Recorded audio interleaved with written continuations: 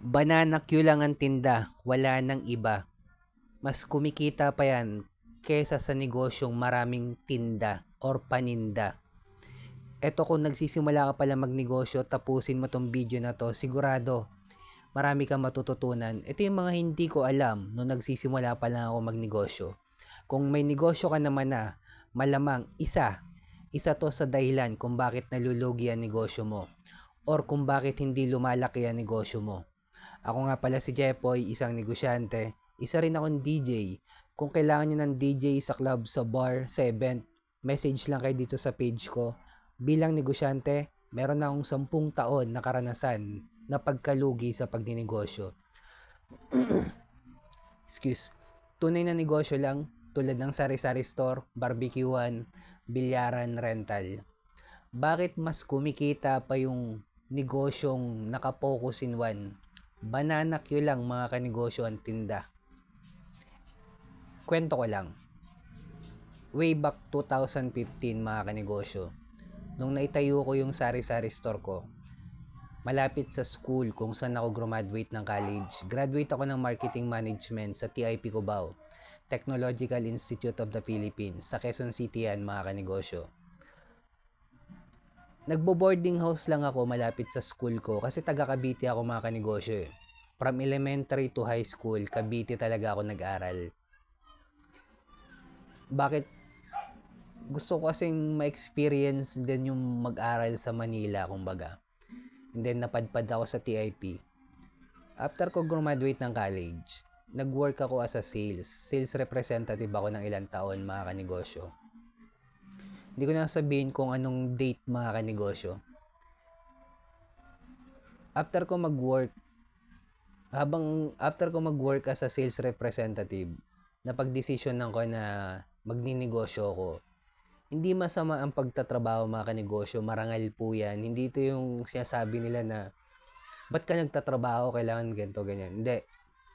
Kung nagtatrabaho ka, nagbibigay yan ng pagkain sa pagkainan ng pamilya mo mga kanegosyo. Marangal po yung ginagawa mo. Ako, napag-desisyonan ko lang na magnegosyo.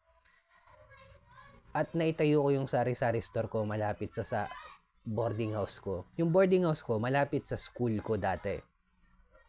At nagkataon, may community akong pinaglilingkuran mga kanegosyo, which is yung college student ng TIP. Hindi ko pa, yun nung nagsimula ako magnegosyo, hindi ko pa alam yung mga focus in one, community ng mayaman. Community, ibig sabihin yung market. Scale up sa level 2 business model yung negosyo, tulad ng applyan natin ng franchising business model yung negosyo natin. Distribution, manpower, software, licensing, platform. Isa lang po dyan mga kanegosyo. At natutunan ko rin sa pagninegosyo ko ng sari-sari store. Ang sari-sari store mga kanegosyo, walang focus in one. At hindi natin may scale up sa level 2 business model yan. Hindi natin ma-applyan ng franchising business model yan, distribution business model yan. Bakit? Kasi ang negosyong sari-sari store, hindi ikaw ang may-ari ng produkto. Nire-resell mo lang yung mga product na pinamimili mo. At never magiging grocery store ang sari-sari store kapag lumaki.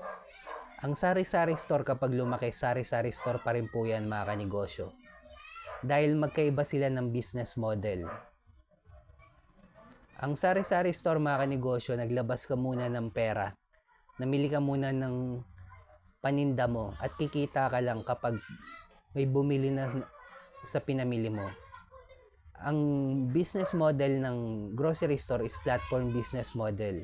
Katulad yan ng hardware mga kanegosyo.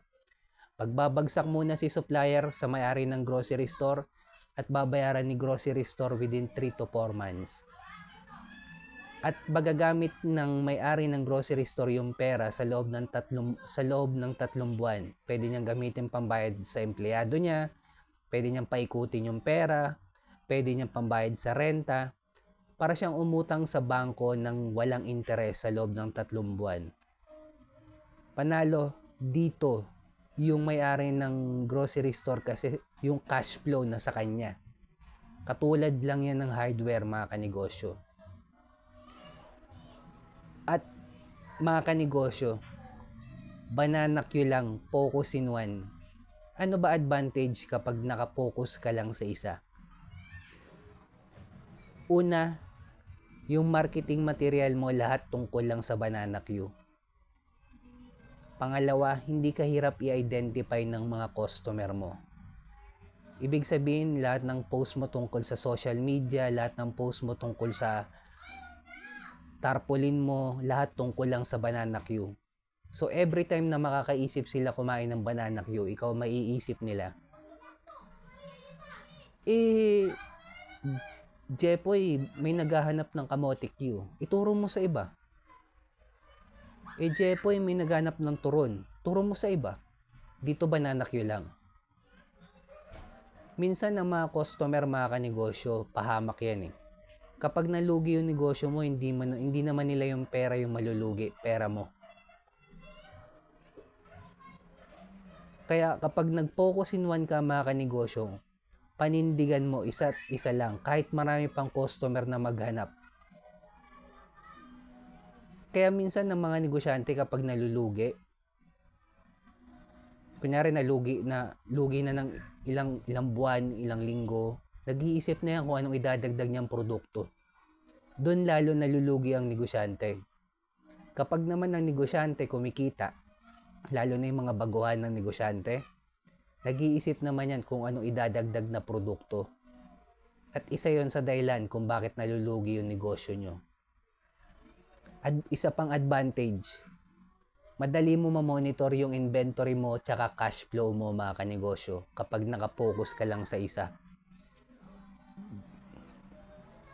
Kaya kung nagsisimula kang magnegosyo, focus in one, hanapin yung community ng mayaman, scale up sa level 2 business model yan. Pang-apat, kailangan na natin gumawa ng original content. Dahil kasama na sa trabaho natin yan, ang paggawa ng original content, mga kanegosyo. Kaya kung umabot ka sa dulo na video na to, subscribe ka naman sa akin, heart mo na rin ako, comment ka lang, sabihin mo banana Q. Bilang negosyante, kung dumadanas tayo ng pagsubok or struggle, huwag natin kalimutan mag-pray kahit ng religion natin. Peace.